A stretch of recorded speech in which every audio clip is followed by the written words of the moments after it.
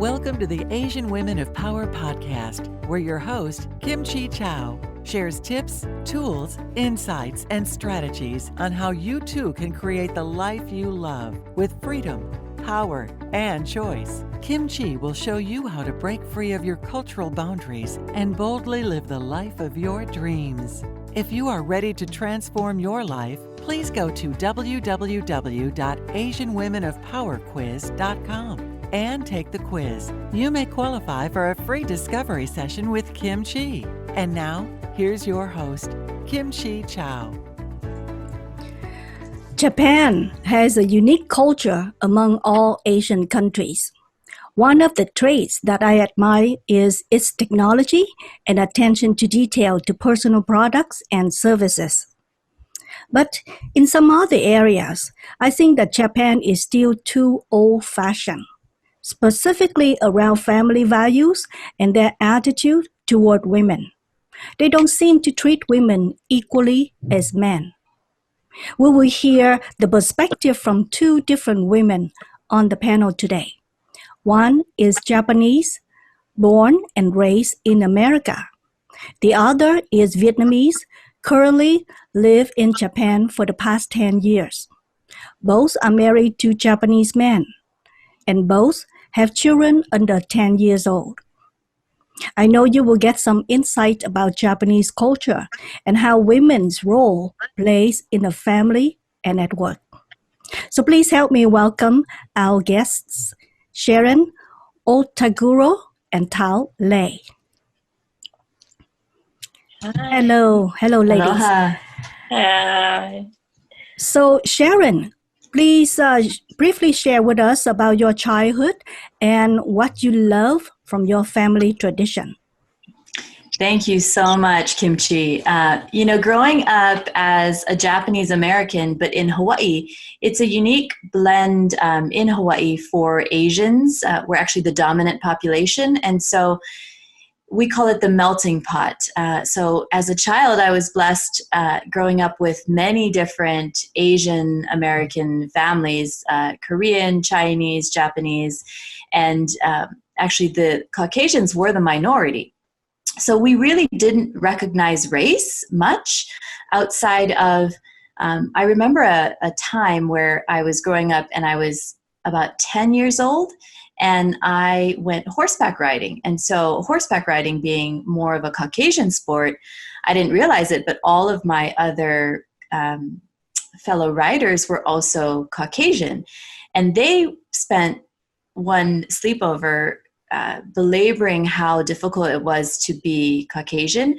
And I said, well, I don't understand. I hadn't been discriminated against. And it was actually my first situation recognizing, because we're colorblind, recognizing that I was yellow or Japanese.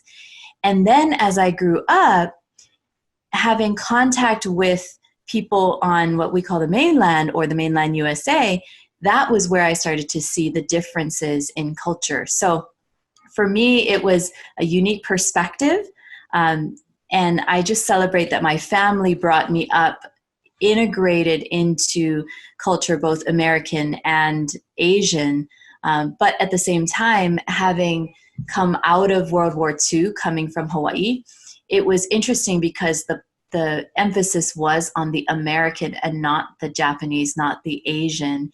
And so I remember just asking about some of our Japanese culture, and we lost some of it because my parents and my grandparents were trying so hard to prove that they were American. So I enjoyed not having discrimination, but at the same time, I miss not having some of my Japanese culture instilled in us because of that emphasis on being American.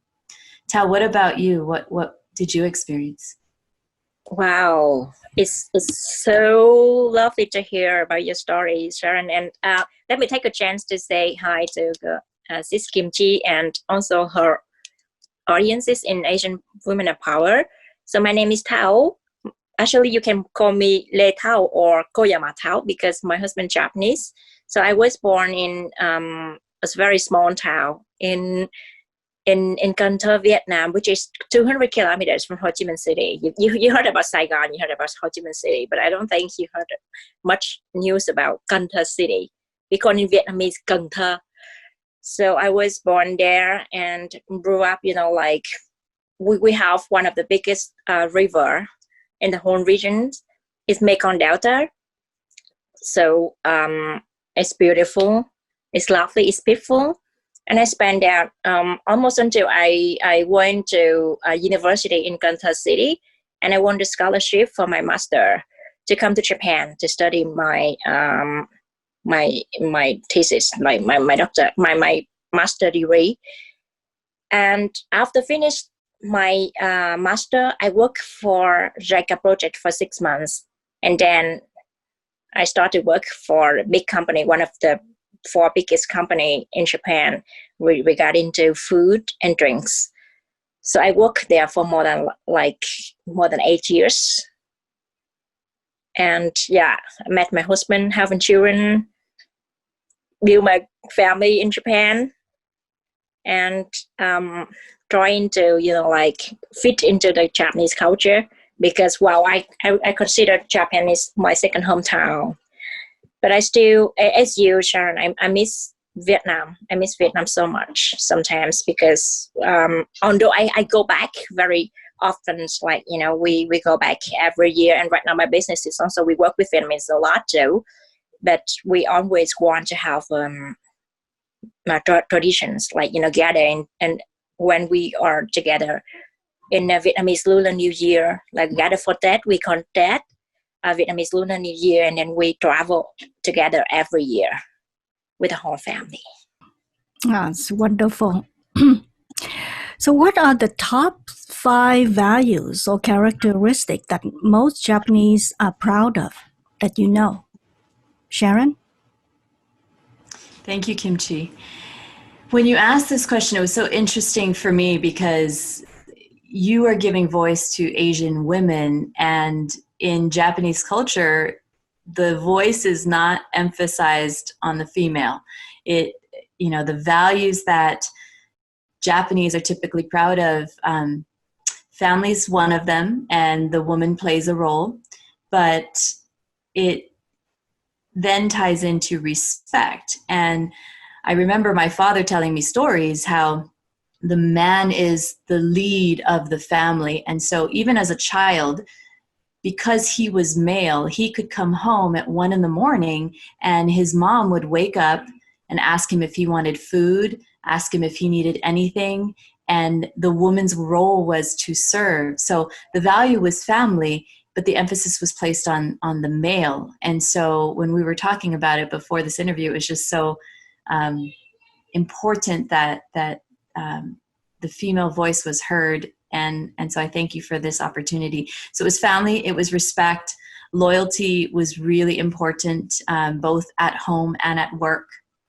And then hard work, which sparked some of the work that I do. I work in success and identity coaching for the professional female in wellness. And it's because that hard work is a great value, but it also limits us, right, when we work too hard and become workaholics, which is what I had become for a while. And finally, the 5th value is the emphasis on academic education, right? Education is so, so important. So respect, family, loyalty, academic education, and hard work were some of the top values that came to mind. Thao, I'm sure you've experienced some of those. What do you have to share from Japan?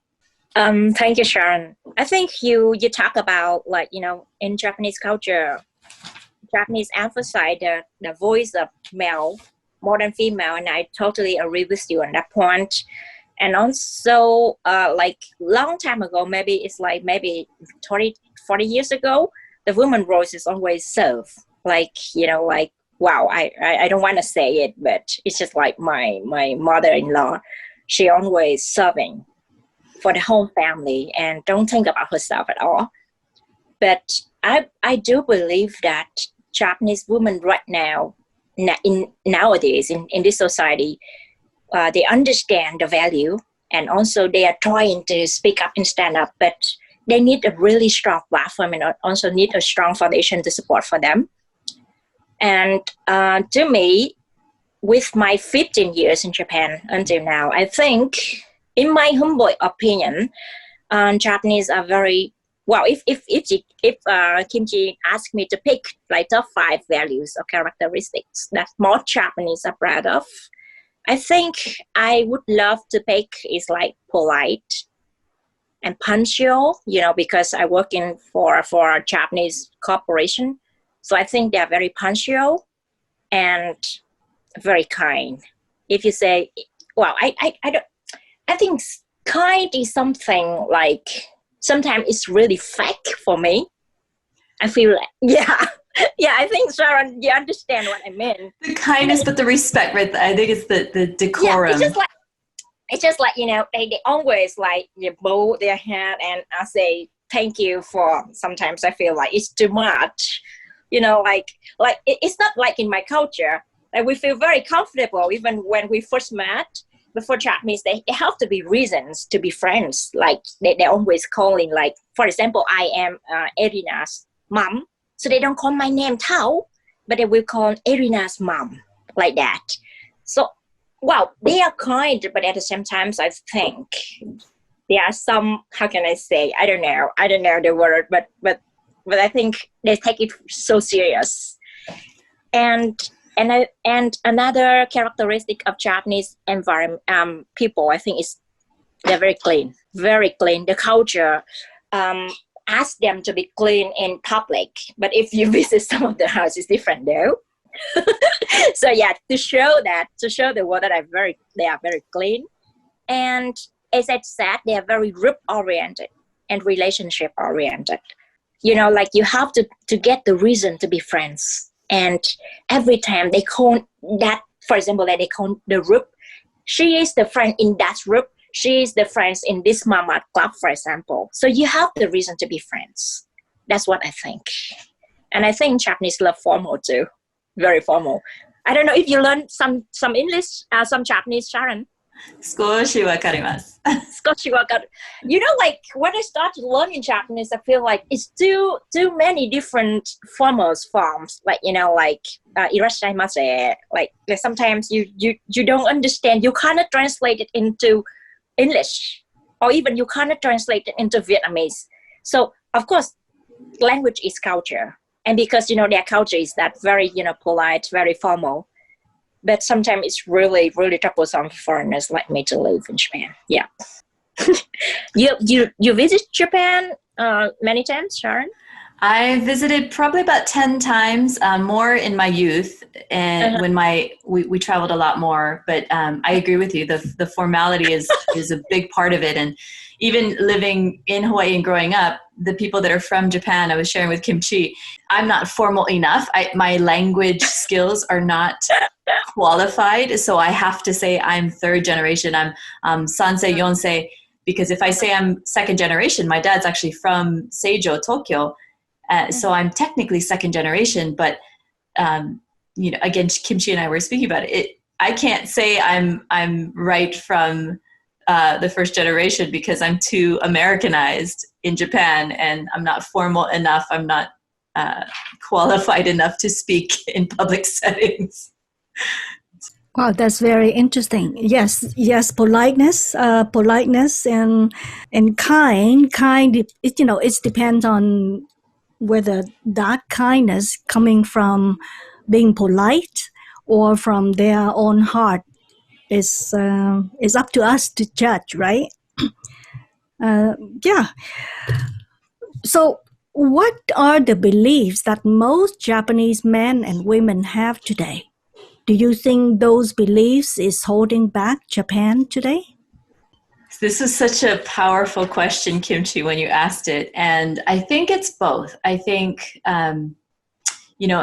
the values that we have given from our cultures and our upbringing create one base level of who we are, right? And I think the most important thing about this question is the self-awareness. If we know what values we've been given and we explore them, then they can become strengths. But yes, in Japanese culture, they if we don't have awareness, they become limitations. It brings to mind two different New York Times articles. One in the past about, it was called The Tiger Mom. I don't know if either of you have read it, but The Tiger Mom is the Eastern philosophy of bringing your children up. And so it is, all of Asian children know 3 languages and have music and math as their skills, and they have to do a musical instrument. And so it's the well-rounded upbringing, versus the Western upbringing is more of protecting the ego and protecting the child from society, right? And so one assumes strength, the other assumes weakness. But at the same time, we see increased suicide rates in Japan, in students, because the pressure is too much for them. At the same time, we see identity crisis in the Western child because they can't deal with the difficulties of society. So the Eastern versus Western, the Tiger Mom, is the duality between, I think, the challenges of whether it helps or hurts Japanese in society. And then, and yet it is limiting if you don't include the second half, the female power, right? And so New York Times article in 2018 actually criticized a Japanese education institution because they were found to have doctored the admissions so that the less qualified male students were being admitted versus the qualified female students. And so if you don't acknowledge the power of the female, then you cut out half your society. You said that, Kimchi, actually, in our pre-call, and it just struck a chord. So I think the values of family, the values of respect, the values of education, those are very important. But if we don't allow ourselves to acknowledge the limitations of that, then we will never reach our full potential. For me, it was learning the American communication style because my soft voice and my speak as the female after the male and my, as Thao said, being polite limited me because my bosses wanted me to be, to bang on the table. Actually, my last boss, bang on the table and tell me when you believe in something and fight for your beliefs. And I was like, no, I will tell you, but I won't fight with you because that's not my culture. I don't need to fight. If you respected me, you would listen, right? So it's both, but it can absolutely limit us. So I'm very curious to hear, Thao, your experience, because the Vietnamese voice is so much so forthright. And in Japan, I don't know. Tell us what you've experienced. Yeah, Sharon, you just pointed out. In Japan, my bosses was totally different because I was born in Vietnam and I was raised with the Vietnamese culture. And I believe that, Vietnamese culture, we create like some of the most, like the strongest female voices in the world. And we have to be very proud of ourselves as a Vietnamese woman. But then when I come to Japan, a lot of changing, like we face in, like even sometimes when it's just like when I talk too loud and it just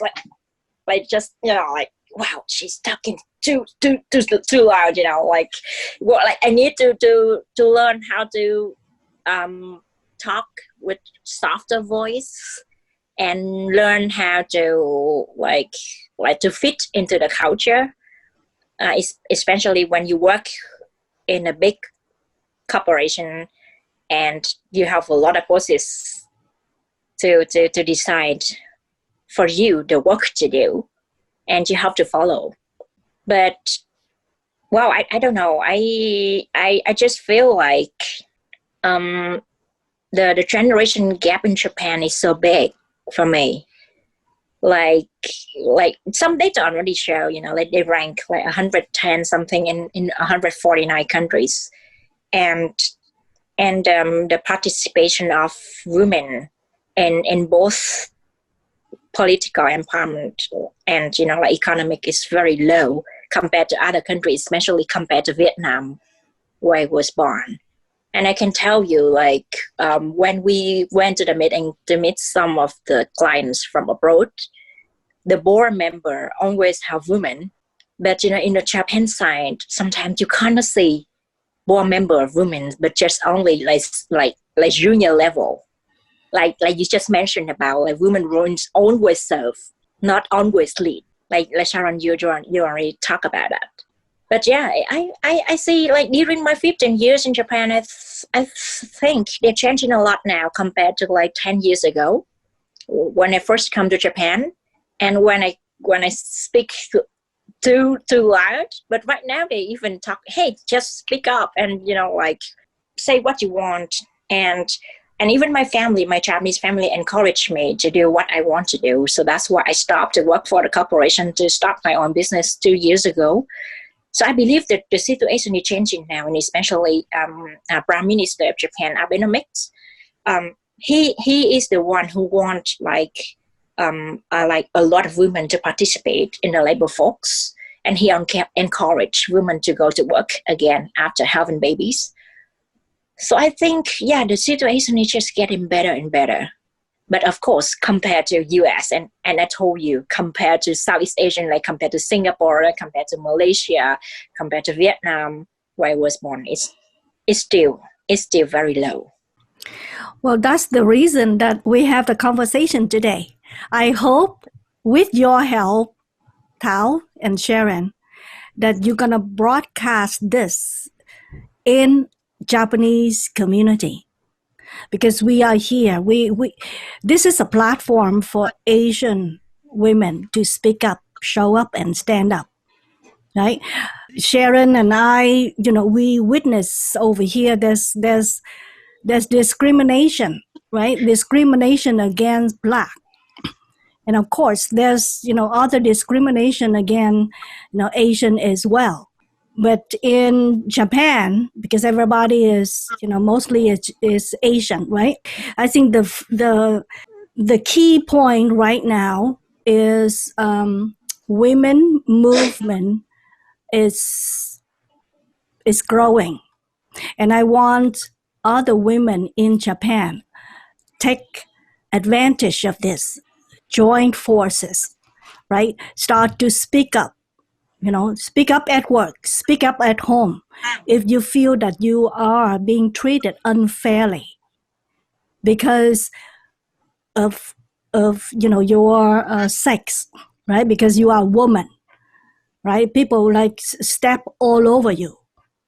Don't allow that to happen. Okay, so I hope that this episode will be like exploded in Japan or in Japanese community. And it's okay for people to disagree on that, but at least they are aware of that. I was thinking about having conversation and asking you these questions. In my mind, I say, who are you, Kimchi? Who are you that you talk about Japan is like with somebody you're gonna hold them accountable for it? I say, yes. Japan is somebody I'm gonna hold them accountable. It's the leader of Japan, right? It's we as women, we need to speak up, because there are, in any country, there are good values, and there are some values or tradition or the thinking or beliefs that are hurtful for the whole country, the whole race. So it is time to stop it, to be aware of that and to stop it. And thank you for sharing. So is there any equal right movement in Japan right now, or in Japanese community that you are aware of? Yeah, we have a lot of movement. Like students, they also have the foundation and association in their own, how can I say, like in their own universities to raise awareness about gender parity. And also, I am as a part of Old Ladies League. We met in Egypt, Kimchi. We want to raise awareness for gender parity in Japan as well. So we want to organize our first meeting for Women Economic Forum in Japan, in Tokyo, next February. So we are working on that point. And I know that's a lot of my friends they're trying to raise their voice and trying to speak up, trying to stand up, like show up, like what you just write in your Asian power, women of power, because they know that if they don't speak out, they don't stand up, nobody wants to hear the voice. And I would say, Kimchi, is, for us in America, there is a lot that is now showing up in terms of female empowerment and female leaders empowerment. And I think that what I would just add in here for this conversation is that right now I'm seeing such pain and such impact for the Asian Americans, both male and female, but the Asian Americans. And so when you layer on that, Trump is speaking about the China virus and what that's doing for Asian Americans. There was a horrifying video on YouTube of some youth just, jumping up and kicking an Asian woman in the face at a subway station just because she was a female, possibly, and Asian. And I personally am hearing stories in the hospitality space where, just going down a water slide at a park, and this was pre-shutdown, but it was the start of the sentiment where a Caucasian mother saw her child going after a Korean woman down the slide and said, you can't go down the slide. She's got, she might have the virus. And my daughter, I live in Arizona now, at her school, some of the other kids are saying, don't play with the Asian kids. And so just the sentiment right now, because of COVID, that's impacting Asian Americans, we need to have a voice. And so there's a couple of hotlines that are out there so that we can report it. There is domestic violence on the rise. And because everyone's in lockdown at the home, the women can't speak out even more, but there's a couple of movements where they're actually trying to speak out. So it's impacting all of the layers of discrimination. And so to speak up, stand up, and show up is so important for any group that's feeling impacted, and ever more the females and the Asian Americans and the Asians globally, right? So thank you for this opportunity, Kimchi, because the more we speak up, the more we can share community, share support, give tools, and just help. So I appreciate it very much. Yeah, appreciate. Me too. I'm so appreciate, because right now in Japan we don't have any problems with like being Asian America and being discriminated in Japan right now this moment, because we are in Asia. But yeah, I can totally understand and share how you feel in Arizona right now, Sharon. And thanks for sharing that. No, it's so important. And even, both of you are Vietnamese. My brother-in-law is Vietnamese, and his mom owns a nail salon in Hawaii. And there's so many resources right now for how we're showing back up in hospitality, in spa space, and yet all of it is in English. So there are certifications to prove that we are being safe, being clean as we reopen our businesses, but they're all in English. So where are the resources for the Asians, as we come back and build consumer confidence? They're not there. So I'm having my brother-in-law and his sister translate some of the certification courses into Vietnamese so that their family can have the resources. And, the Vietnamese nail salons have such a reputation, but it was impacted because of a couple of bad incidents on whether it's the safe place to be, and now ever more, right? So we need to build the confidence that what we offer is high quality, very clean, as you said, Thao, in Japan. The cleanliness standards are above par, and what we can offer in terms of security, in terms of community and connection is so important. It is very important. So what kind of work did you do before and after you had the baby? Let's start with Sharon. So for me, I spent so much time proving that having a baby wasn't going to change anything that I actually hurt myself physically. I was working at a hotel that was 40 acres. And so I kept walking all through my pregnancy until a baby popped out. I was actually emailing in the delivery room because I wanted to prove that I could, which is why my platform now is to avoid burnout and get over our workaholism, because what we sacrifice for our identity or this title or what we think we need to prove is not worth it. But for me, I did prove it. I went back after 2 months, and the interesting thing was everyone was surprised when I came back to work. They thought that they said, well, we'll see if you come back. And I was like, well, of course I'm coming back. But it was a question. Whereas for the male, it's never a question whether they're coming back to work, right? And so I just found that odd. And so that was my experience. Is work didn't change, but the expectation was that I might not come back. And so I don't know what that meant of what opportunities they may or may not have limited for me. And also the need to prove that I could drove me past probably the smart point. And so it took about 1.5 years for me. I had plantar fasciitis. My joints just got way too loose, and I was in pain every single day. I couldn't get out of bed because I had forced myself to prove that I could. So that was my experience of proving that being a female didn't stop me. What about you? Well, to be very honest, I haven't prepared enough for like coming back to work after my maternity leave, because I was born, I told you I was born and raised in Vietnam. So I think, after having baby, after taking a break from maternity leave, it's normal to be back to work and work fully and responsibly, like in Vietnamese culture.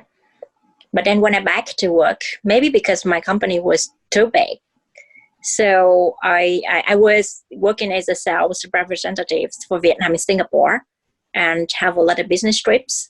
So when I come back to work, they just give me like office work. It's, like totally different from what I was imagining about. So I was a little bit shocked. And but I follow that, I follow the culture because I understand that maybe they're very kind, they're very polite, and then the company, actually I love the company, I love the organization and people in the organization, but I just disagree with the way they treat female employee after they come back to work. But maybe it's my opinion. It's different from my college there, because a lot of my Japanese friends, they said that no, they don't want to work that much after coming back from maternity leave. So I think it depends on what you think and what you want to do. But after 2.5 years with a company, after coming back from maternity leave, I can't remember how many times I raised my hand to say that I want to be back to work to have a responsible work, because I just don't feel like very comfortable to receive a big salary when I'm just do office work. I think you know what I mean, Sharon. So I just tell them, straightly, and my boss just say that, like during nomikai, nomikai, right? Like drinking party, like Japanese, they have nomikai is one of their culture for business culture. So during nomikai, I heard, like behind my back, that some of my friends in college said that you're gonna wait until your daughter go to high school and so that you can go back to the responsible job. So I was like, oh my gosh, that's crazy. Like that is something I couldn't imagine in my life, because why do I study my master, come to Japan, and then I have to wait that much? And if I have another son or daughter in the years ahead, so I need to wait more. And in fact, a lot of my, we call senpai, this is like, senpai is like senior and junior is kohai. So a lot of my senpai, a lot of my juniors, friends, they are having that kind of problems as well. And some of them, even they don't get married to have children, they devote all of their life for the company, but they couldn't be promoted. Maybe because the organization is so big. But again, for me, it's very strange because I was, my culture is a little bit different. Even you work for the bank, you go to the bank in Vietnam, you see a lot of women who are in a very high position, like in a board member or something. So I think it's, I just don't accept it. I just don't accept that fact. And 2 years ago, I left the corporations to start my own business.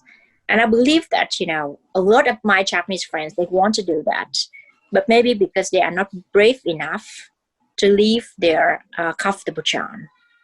But yeah, I just can't take it. That's me.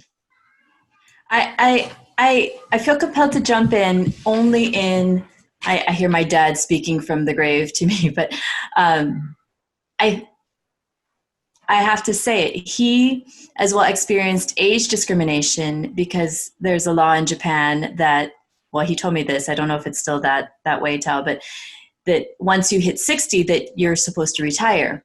And so it's the same thing kind of with women, where I acknowledge that the values in Japan, from what he's taught me and from what some of my friends that are Japanese nationals say, it's because it's generated from respect, right? The respect is so high for the elders, the respect is so high for the women, and so the culture feeds around that honoring and that protection. So we want the elders to rest, and we want the women to be able to, after children, focus on the children, because children are our future. At the same time, it's exactly, I think, Kimchi, why you have this podcast and this program, because it misses the voice of choice, right? And so while I want to say that my dad was respected, he needed to work. And so the limitations that were placed on him after that, really impacted his health, his stress levels, his well-being, because the company was trying to push him out. He was in America, but it was a Japanese-run company. And so after 60, they minimized his work and they changed his shifts all so that he would retire on his own. And I think it's the same thing with women is, while women should be cherished, we need to have the voice so that we can choose, right? Not be just delegated menial work or whatnot. And so I think it's a balance. I acknowledge how much Japan is trying to honor. At the same time, I think now, as we're evolving, we need to have more of a voice and more choice, right? Well, I totally agree with you, Sharon. It's about balances. But I think the way Japanese corporation balance their how can I say, their structures is a little bit, outdated compared to, some Western countries. So what are you currently working on right now, Sharon?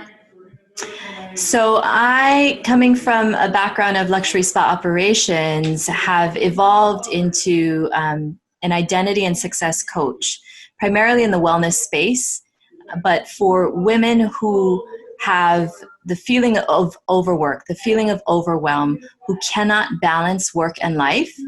I teach them how to integrate their work and life.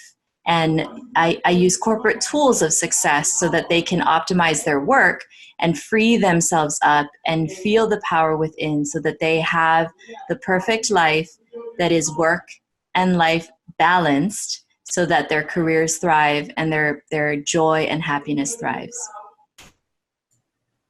So how did you come up with that idea?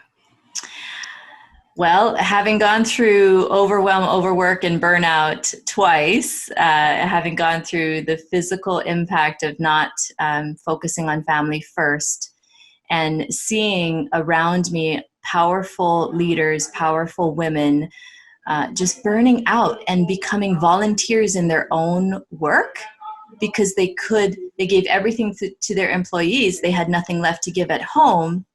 And they thought, through Asian values, that the harder they work, the more they would reap rewards. And at the end of the day, many of them, especially right now, have lost their jobs, have lost their power, or have lost their families because they couldn't identify what really mattered and separate that and make work easier through systems, through training, through tools, but activating and empowering their teams to be successful. And therefore, they as a leader were able to live their dreams successfully at work and have the life they wanted at home. That's wonderful. And I think most of us coaches, what we share is from our own experience, right? That we have solved. What about you, Thao? I am working as a startup company. Well, I started Eldoraku, my company called Eldoraku. I started 2 years ago, and we are a B2B2C platform that connected to, like mobile.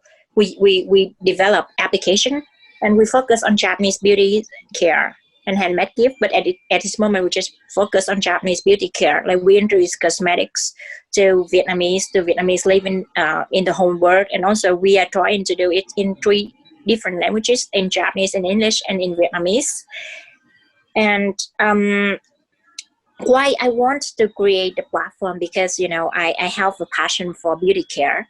So when I was working in the previous company, I just feel like I don't fit into the organization, and also because I don't feel the love for the products anymore. And I know that Japanese they create a lot of good products. So I want to jump in to introduce and to help, and also to distribute some of the good products in spa and Esther salon at this moment. Yeah, you have a beautiful skin, and that which is a great model for that, for the skincare. Thank you.